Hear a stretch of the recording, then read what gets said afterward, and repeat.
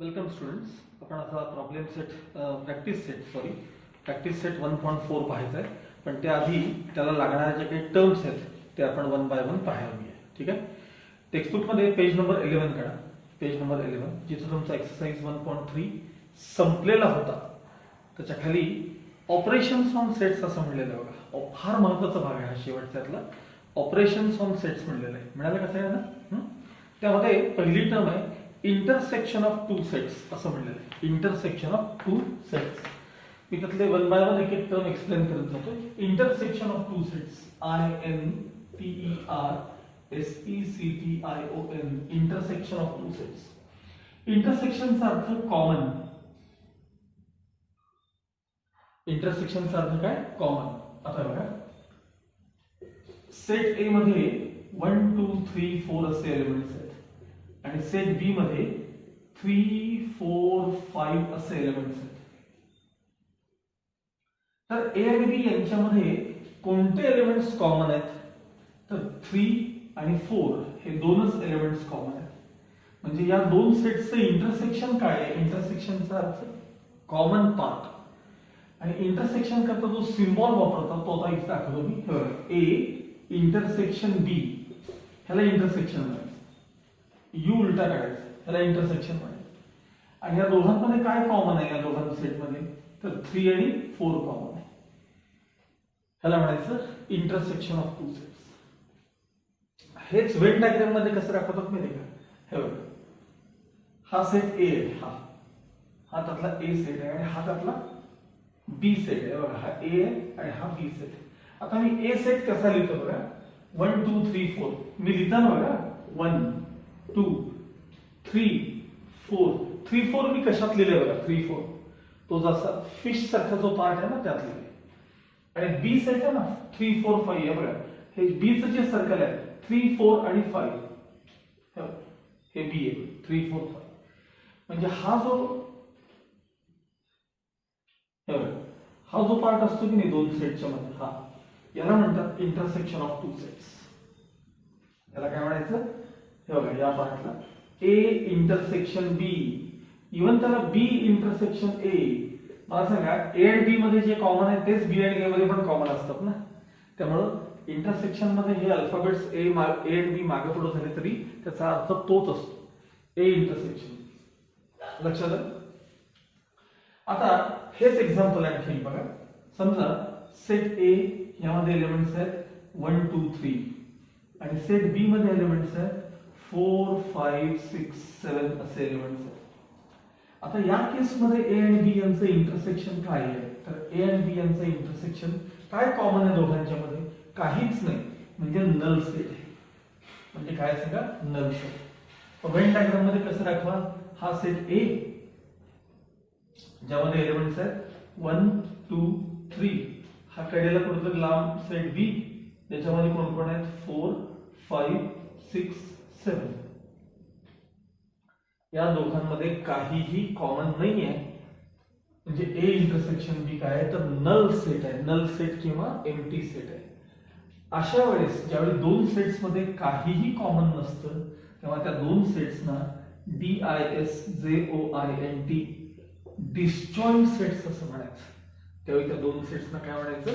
Disjoint sets. Disjoint सेट्सचा अर्थ काय? त्यांच्यामध्ये काहीही कॉमन असत नाही. त्यांच्यामध्ये काहीही कॉमन असणार नाही त्याला म्हणायचं डिसजॉइंट सेट्स. लक्षात आलं का बघा तुम्हाला? ठीक आहे. Disjoint set. खाली त्याच्या टर्म दिली. आता त्याच्या पुढची टर्म आहे युनियन ऑफ टू सेट्स.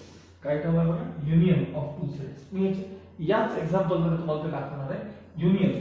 आता आपण इंटरसेक्शन पाहिजे. आता आपण युनियन पाहणार आहोत.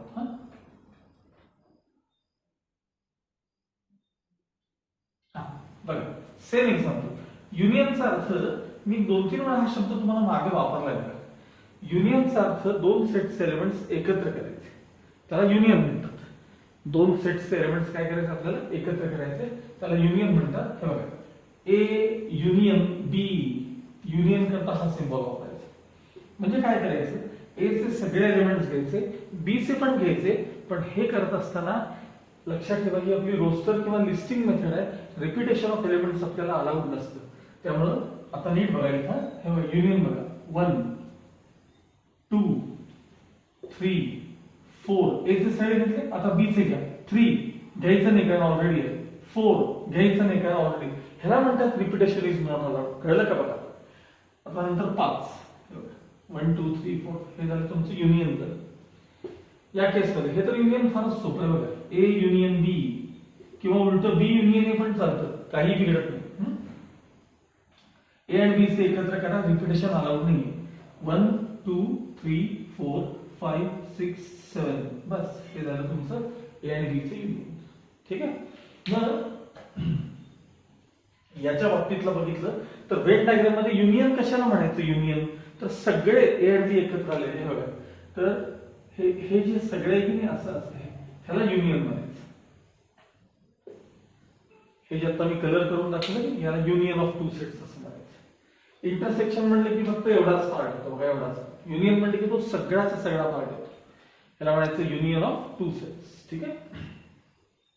आता यानंतर तिथे एक नंबर ऑफ एलिमेंट्सचा एक फॉर्म्युला आहे. Number of elements of A union B असा एक फॉर्म्युला आहे.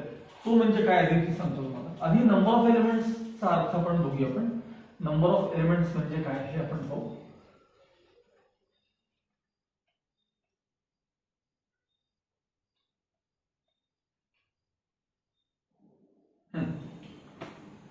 आता बघा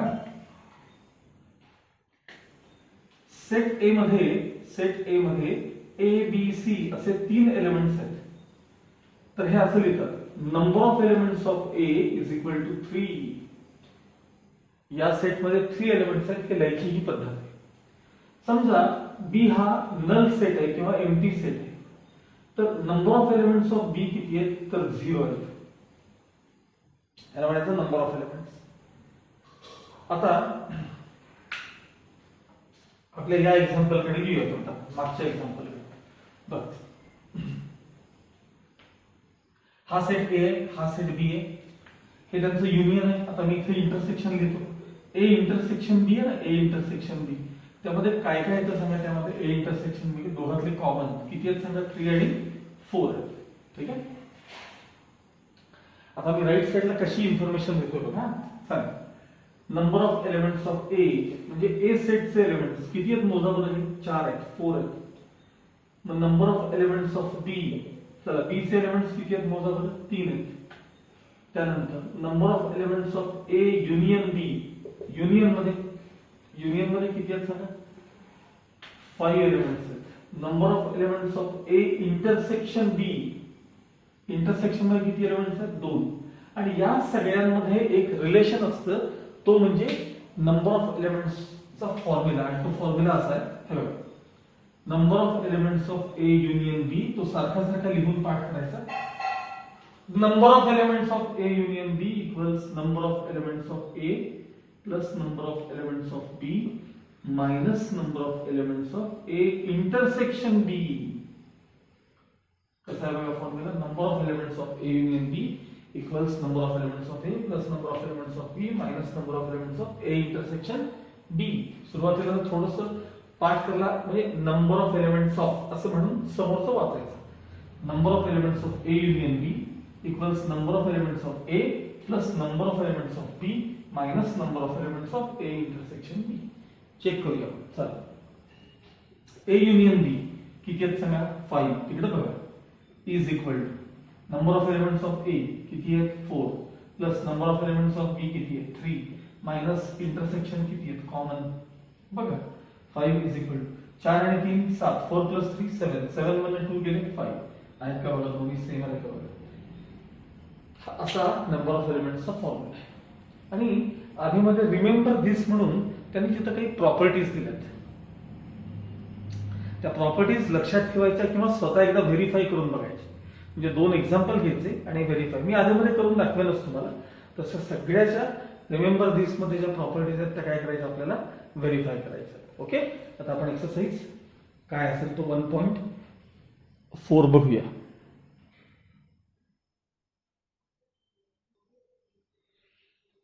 ओके. नाव प्रॅक्टिस सेट 1.4 त्यातला फर्स्ट क्वेश्चन बघा. If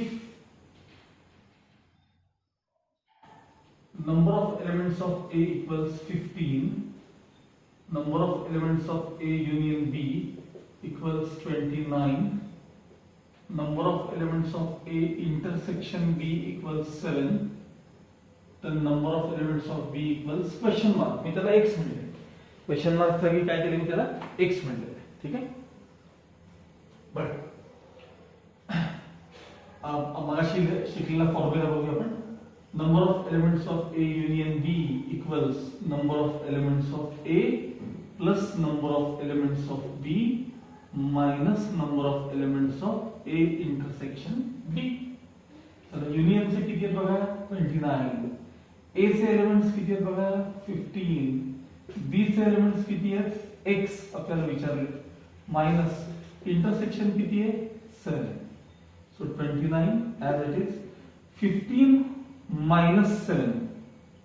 15 minus 7. पहिल्यांदा मी x आहे तसं लिहिले.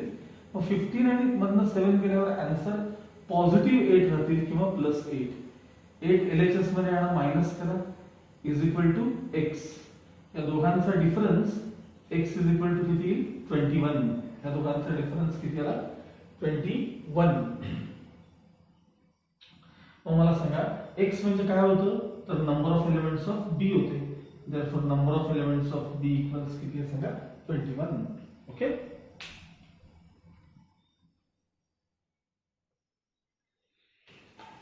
Okay, now first question, second question. Word problems आहे, तुम्ही क्वेश्चन रीड करता बघा. In a hostel there are 125 students, out of which 80 drink tea, 60 drink coffee, and 20 drink tea and coffee both. Then find the number of students who do not drink tea or coffee. आता हे जे problem आहेत की नाही असे word problems, हे Venn diagram पण solve करता येतात आणि युजिंग फॉर्म्युला पण सॉल्व्ह करता येतात. युजिंग फॉर्म्युला फार कमी स्टेप मध्ये सॉल्व्ह होतात, पण त्यातनं प्रॉब्लेम नीट समजत नाही. पण वेन डायग्राम मध्ये प्रॉब्लेम नक्की समजतो व्यवस्थित. बघा, in all there are 125 students in a hostel. Hostel मध्ये 125 स्टुडंट्स आहेत. हा सगळा सेट हॉस्टेलचा आहे. त्यातले 80 ड्रिंक टी. हे जे आहेत ना, हे टी घेणारे 80 आहेत, चहा घेणारे 80 लोक आहेत. थोडे ह्याच्यात कॉमन पण असतात म्हणून ते आपल्याला जास्त वाटतात. त्यानंतर 60 ड्रिंक कॉफी, कॉफी घेणारे 60 लोक आहेत 60. And 20 drink tea and coffee both. हे दोन्ही टी पण घेतात कॉफी पण घेतात. ह्याला म्हणतात इंटरसेक्शन. बोथ अँड ह्याला म्हणतात इंटरसेक्शन. आता तुम्हाला विचारलं की काहीही न घेणारे स्टुडंट्स किती आहेत. ठीक आहे, काहीही न घेणारे स्टुडंट्स किती आहेत. मला एक सांगा, हे जे स्टुडंट आहेत की नाही 80 लोकांचा हा सेट आहे. त्यातले 20 लोक असतात जे चहा कॉफी दोन्ही घेतात. मग ओनली टी घेणारे या 80 मधनं जर या 20 ला मी बाजूला केलं, त्या 80 मधनं जर मी या 20 ला बाजूला केलं, तर जे इथं 60 लोक आहेत ना, हे 60, हे फक्त चहा पितात. ओनली टी म्हणजे कॉफी अजिबात पीत नाहीत. तसं या 60 मधनं या 20 ला जर बाजूला केलं, या 60 मधनं या 20 ला, तर हे जे काही 40 स्टुडंट्स आहेत हे ओनली कॉफी पितात, बाकी काही पित नाही. मग हे 60 स्टुडंट्स टी घेणारे, हे 20 स्टुडंट्स दोन्ही घेणारे, आणि हे 40 स्टुडंट्स ओनली कॉफी घेणारे. असे म्हणून 60 प्लस 40 100 प्लस 20 म्हणजे 120 स्टुडंट्स असे आहेत, 120 की जे आयदर टी और कॉफी किंवा बोथ काहीतरी घेतात. हॉस्टेलमध्ये 125 स्टुडंट्स आहेत. त्यातले 120 कसे 120, हे बघा, हे 60 चहा घेतात, हे 40 कॉफी घेतात, हे 20 दोन्ही घेतात. मग 60 प्लस 40 100 प्लस 20 120 स्टुडंट्स असतील जे काही ना काही चहा किंवा कॉफी घेतात. मग उरलेले जे 5 आहेत ते काहीही घेत नाहीत. हा असा या प्रॉब्लेमचा अर्थ आहे. लक्षात आलं तुम्हाला सगळ्यांना? बघा, total number of students equals 125. Number of elements of T, T म्हणजे चहा घेणारे, 80. Number of elements of coffee 60. Number of elements of both म्हणजे T इंटरसेक्शन C, T आणि C चे इंटरसेक्शन कॉमन. ठीक आहे. मग आता बघा number of students who drink only tea, शब्द वाटा only tea, 80 minus 20 equals 60. आता सेम असंच घेणार आहे बघा, number of students who drink only, फक्त शब्द इथं काय करणार आहे कॉफी.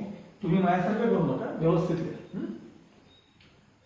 60 minus 20 म्हणजे 40. हे ओनली टी, हे ओनली कॉफी आणि हे ओनली हे बोथ आहेत बघा 20. हे दोन्ही घेणार आहे. Therefore, number of students taking either tea or coffee or both is equal to, हे चहा घेणार आहे ओनली टी, हे कॉफी घेणार आहे ओनली कॉफी आणि हे दोन्ही घेणार आहे. म्हणजे सगळे मिळून किती झाले सांगा, ही ऍडिशन करून बघा 120. म्हणजे 120 लोक काही ना काही घेतात. आपल्याला त्यांनी विचारले काहीही न घेणार आहे. Number of students who do not take tea or coffee equals 125 minus 120 म्हणजे 5 स्टुडंट्स. ठीक आहे. आता युजिंग फॉर हे झालं युजिंग व्हेन डायग्राम. आता युजिंग फॉर्म्युला कसं करतो आपण, युजिंग फॉर्म्युला. ठीक आहे. और म्हणतो इथं सेम सेकंड क्वेश्चन. चला सांगा number of elements of T किती आहेत सांगा. Number of elements of T 80. Number of elements of coffee किती आहेत सांगा 60. Number of elements of T intersection C किती आहेत सांगा 20. Number of elements of T union C. युनियनचा अर्थ असतो आयदर ऑर, याच्यात पण त्याच्यात पण दोन्ही मध्ये असणार आहे आयदर ऑर. आपण तो ए युनियन बी चा जो फॉर्म्युला पाहिला ना तोच. Number of elements of T plus number of elements of C minus number of elements of T intersection C. सांगा टी चे किती 80, सी चे किती 60. कॉफी इथं बरोबर बघा मायनस इंटरसेक्शन चे 20. सांगा 80 प्लस 60 140. 140 मधून 20 गेले 120. म्हणजे number of elements of T union C आलं काय आलं सांगा 120. म्हणजे either T or coffee or both असा याचा अर्थ आहे. मग तिथून इथून या इथनं बघायला चालू करायचं बघा. Number of taking both is equal to किती आलं सांगा 120. इथं पण ते 120 तर वेगळ्या प्रकारे आले. फक्त तुम्हाला हे विचारलेलं नाहीये, त्यांनी विचारलं की काही न घेणार. मग हे झाल्यानंतर ही लाईन द्यायची. ही लाईन ते झाल्यानंतर खाली ही लाईन द्यायची. Number of students who do not take tea or coffee equals 125 minus 120 म्हणजे फायनल आन्सर 5. म्हणजे एवढं लिहायचं आणि त्याच्या खाली फक्त ही लाईन त्याला जोडून द्यायची. लक्षात आलं सगळ्यांना. हा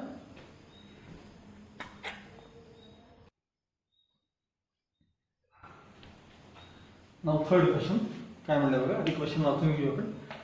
in a competitive exam 50 students passed in English, 60 passed in mathematics, 40 passed in both subjects. None of them failed in both subjects. In both the subjects, कोणी फेल झालं नाही. Find the number of students who passed in at least one of the two subjects. At least one चा अर्थ कमीत कमी एका subject मध्ये pass. मग एकात चालतील, दोघात चालतील, सगळ्यात चालतील असा याचा अर्थ आहे. लक्षात आलं. बरं वेन डायग्राम काढलेली सांगा. In a competitive exam 50 students pass in English. हा बघा इंग्लिशचा सेट आहे 50 चा आहे. मॅथ्स मध्ये पास झालेले किती आहेत सांगा? 60 pass in mathematics, 40 pass in both, दोन्हीकडे पास असलेले 40 आहेत, यात पण आहेत त्यात पण आहेत 40. तर ऍटलिस्ट वन सब्जेक्ट मध्ये पास झालेले स्टुडंट आहे, ऍटलिस्ट वन सब्जेक्ट मध्ये पास, कमीत कमी एका विषयात पास. बघा हे जे 50 लोक आहेत त्यातले जर 40 बाजूला काढले तर 50 मायनस 40 म्हणजे हे जे 10 स्टुडंट्स आहेत, हे 10 ते ओनली इंग्लिश मध्ये पास आहेत, ओनली इंग्लिश, पण पास आहेत इंग्लिश मध्ये. तसं या 60 मधनं हे 40 जर मी बाजूला केले तर इथं जे राहिलेले स्टुडंट्स आहेत 20 हे ओनली मॅथ्स मध्ये पास आहेत, ओनली मॅथ्स मध्ये.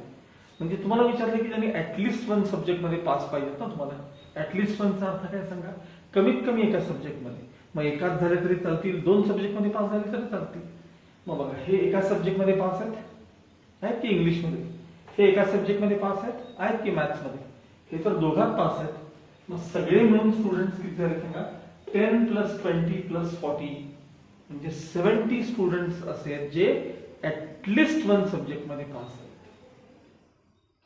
ऍटलिस्ट वनचा दुसरा अर्थ असतो युनियन. ऍटलिस्ट वनचा दुसरा अर्थ काय असतो? युनियन.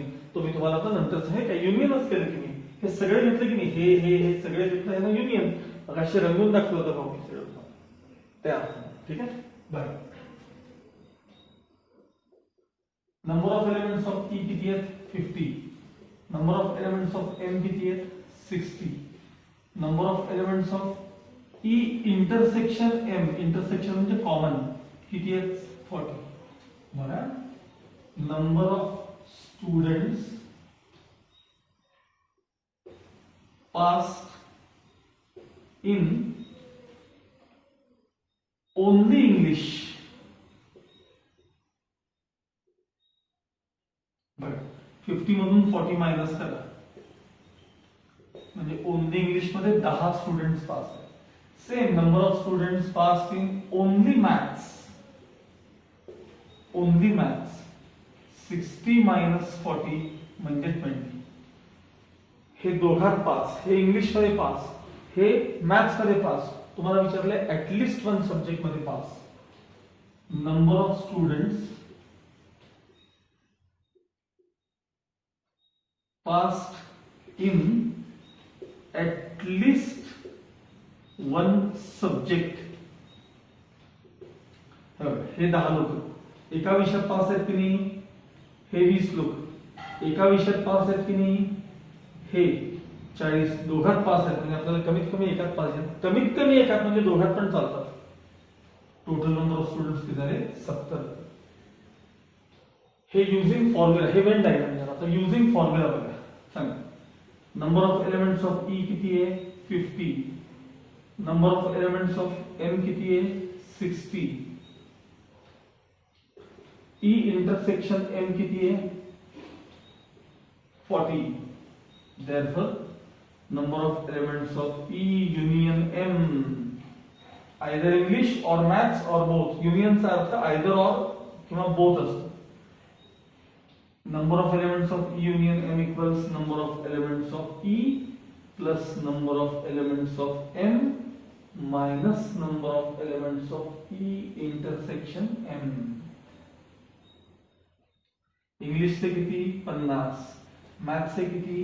60. इंटरसेक्शन म्हणजे कॉमन किती? 40. बघा पहिल्यांदा 50 आणि 60 ऍडिशन किती आली? 110. 110 मधनं 40 गेले, किती राहिले सांगा? 70 राहिले. मग लास्ट लाईन ही लिहायची. Number of students passed in at least one subject, number of students passed in at least one subject is equal to 70. Number of students passed in at least one subject is equal to किती आले? 70. लक्षात आलं?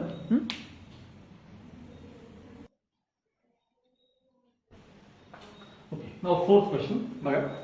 A survey was conducted to know the hobby of 220 students of class 9th. Total students are 220 of class 9th, out of which 130 students informed about their hobby as rock climbing. त्यातले 130 students असे आहेत ज्यांना rock climbing करायची आवड आहे. 130 rock climbing म्हणजे R लिहिलेले R. 180 students inform that their hobby is sky watching. जॉग्राफीचा अभ्यास करतात हे लोक. 130 आहेत बहुतेक, नाही 180 स्टुडंट्स आहेत. 180 स्काय वॉचिंग. 180 स्टुडंट्स त्यांना काय आवडतं? स्काय वॉचिंग आवडतं. ठीक आहे. 110 students, there are 110 students who follow both hobbies. 110 आहेत की ज्यांना दोन्ही हॉबीज आहेत, इकडे पण आहेत ते तिकडे पण आहेत, असे दोन्हीकडे आहेत ते. आणि मग पहिलं विचारलं क्वेश्चन की how many students do not have any of the two hobbies. म्हणजे मगाशी चहा किंवा कॉफी घेत नाहीत तसं. How many of them follow the hobby of rock climbing only. असं ओनली विचारलं की नाही बघा, इथं असतं बघा ते ओनली. त्यावेळी तुम्हाला व्हेन डायग्रामच उपयोगी होते, त्यावेळी फॉर्म्युलाचा उपयोग होत नाही. How many students follow the hobby of sky watching only. Only sky watching असे तुम्हाला एकूण 3 प्रश्न विचारले. तुम्हाला एकूण त्यांनी 3 प्रश्न विचारले. ठीक आहे. आपण आता 1 बाय 1 बघूया. टोटल स्टुडंट्स 220 आहेत. रॉक क्लाइंबिंगची हॉबी असणारे 130. स्काय वॉचिंग ची हॉबी असणारे 180. दोन्ही हॉबीज असणारे 110. आता ओनली रॉक क्लाइंबिंग बघूया आपण. ओनली रॉक क्लाइंबिंग या 130च्या सेट मधनं हे 110 जर मी बाजूला केले तर उरलेले 20 आहेत की नाही, हे ओनली रॉक क्लाइंबिंग करतात. ओनली रॉक क्लाइंबिंग, स्काय वॉचिंगला जात नाहीत. आणि तसंच या 180 मधनं जर हे 110 बाजूला केले तर हे जे 70 लोक आहेत हे ओनली स्काय वॉचिंग करतात.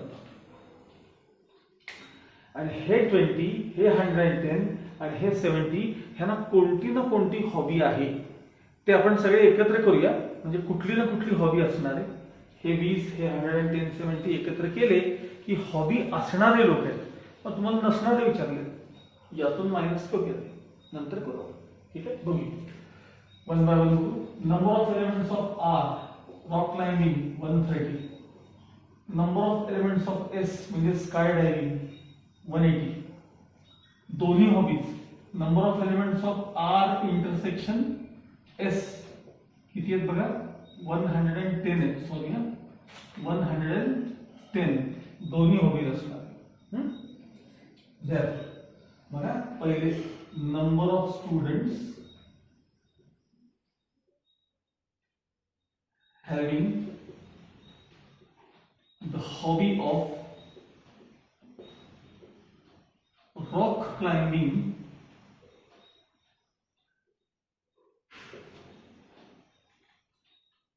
only equals number of students having the hobby of rock climbing only 130 minus 110 equals 20. असंच आता same statement number of students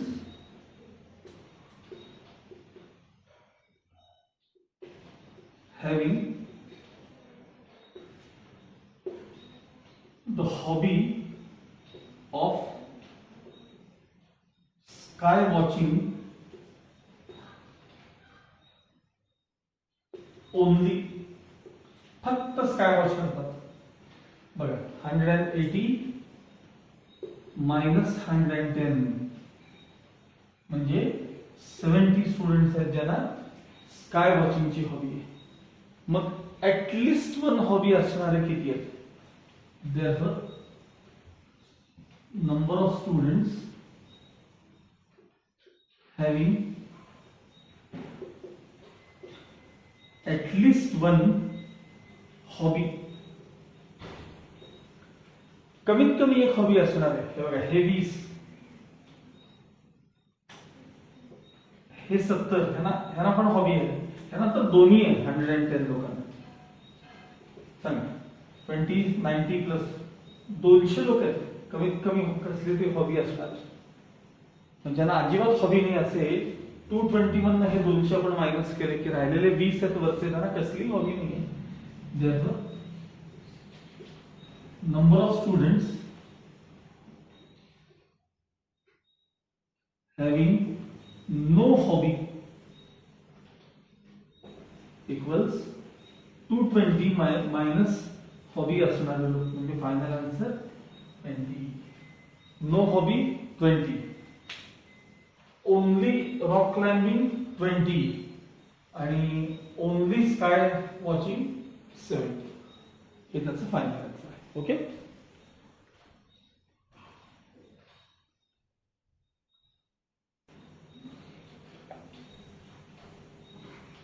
Question number 5. Observe the given Venn diagram and write the following sets. इथं शेजारी Venn diagram दिली ती तुम्ही काढलेली आणि ते सेट्स लिहायचे. पहिला मी विचारलंय तुम्हाला ए सेट विचारलं. ठीक आहे. तर ए मध्ये काय काय आहे म्हणजे ए च्या सर्कल मध्ये काय काय आहे सांगायचं. X Y Z M N A च्या सर्कल मध्ये हा X Y Z M N हा झाला सेट ए. नंतर विचारलंय तुम्हाला बी सेट विचारलंय बी. आता बी च्या सर्कल मध्ये काय काय आहे सांगा. बी च्या सर्कल मध्ये P Q R M N P Q R M N. ठीक आहे. नंतर विचारले ए युनियन बी. ठीक आहे. ए युनियन बी म्हणजे या दोघांचं आपल्याला युनियन पाहिजे. तिथं बघून पण सांगता येतं आणि इथं पण करता येतं. सगळे एकत्र करायचे. बघा पहिल्यांदा मी X Y Z M N A चे घेतले. आता हे घेतले पी क्यू आर एम आणि एन चालणार नाही कारण रिपिटेशन इज नॉट अलाउड. नंतर युनिव्हर्सल सेट विचारलाय म्हणजे हा सगळा जे दिसेल असेल नसेल ते बघा हा झाला युनिव्हर्सल सेट. सांगा काय काय सांगा. हे बघा एक्स आहे वाय आहे झेड आहे ते मधले एम एन तिकडचे पी क्यू आर खालचे एस आणि टी हे झाला युनिव्हर्सल सेट. नंतर विचारले तुम्हाला ए कॉम्प्लिमेंट. ए कॉम्प्लिमेंट आता मला सांगा एकडे बघा एकडे आणि युनिव्हर्सल सेट कडे बघा. या प्रेझेंट आहे पण ए मध्ये नाहीये त्याला म्हणायचं A complement. Those elements which are present in universal set but not in that set. आता बघा एक्स आहे वाय आहे झेड आहे एम आहे एन आहे. आता ह्याच्यात काय काय नाही माहिती काय P Q R S T नाही आहे. बघा त्याला काय काय नाही सांगा. P Q R S T एवढं सगळं त्यात नाही ए मध्ये. असंच विचारलंय बी कॉम्प्लिमेंट म्हणजे बी मध्ये काय काय नाही तेवढं लिहायचं. हे बघा बी कडे बघा युनिव्हर्सल कडे बघा त्याच्यात P Q R M N म्हणजे बघा P Q R M N हे एवढं सगळं आहे. बघा P Q R M N आहे बघा त्यात. मग काय काय नाही आहे त्या बी मध्ये. एक्स वाय झेड नाहीये आणि एस टी नाहीये. काय काय नाही आहे त्या बी मध्ये. X Y Z S T हे त्यामध्ये नाही. जे नाही आहे ते राहील. आता ए युनियन बी चा ब्रॅकेट कॉम्प्लिमेंट पाहिजे. हे बघा ए युनियन बी आणि ह्याच्याकडे बघा कॉम्प्लिमेंट विचारला की नाही की त्याला युनिव्हर्सलशी कंपेअर करायचं आणि ह्याच्यात जे नाही आहे ना या युनियन मध्ये जे नाही आहे ते लिहायचं. ए युनियन बी मध्ये काय काय नाहीये हे बघा ह्याच्याकडे बघा एक्स आहे वाय आहे झेड आहे एम आहे एन आहे पी आहे क्यू आहे आर आहे एस आणि टी नाहीये. बघा काही नाही त्याच्याकडे एस आणि टी हे एलिमेंट्स त्याच्यामध्ये नाही. ह्याला म्हणायचं A union B bracket complement. Okay. हा एक्सरसाइज 1.4 झालाय. हा एवढा वहीमध्ये पूर्ण करून ठेवा आणि हे झाल्यानंतर सहज प्रॉब्लेम सेट 1 नजरेखाली घाला. ट्राय करा. रफ ट्राय करा. मी सगळ्या एक्सप्लेन करणारच आहे पण तुम्ही स्वतः देखील ट्राय करा. लक्षात ठेवा.